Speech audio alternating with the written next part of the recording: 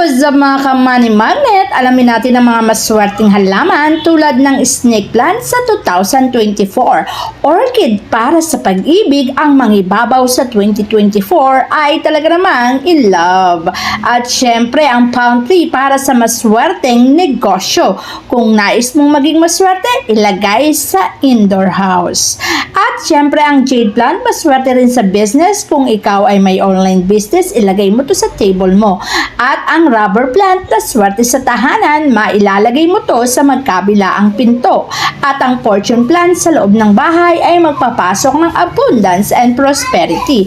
Oregano na pang kalahatang swerte, pati na rin ang kalusugan at proteksyon ay mapapasayo, kaya dapat meron ka rin ito sa 2024. Ang peace lily na isa sa magandang ilagay sa living room para sa ganon mag-attract ng maraming kaswertihan sa buhay mo ngayong 2024.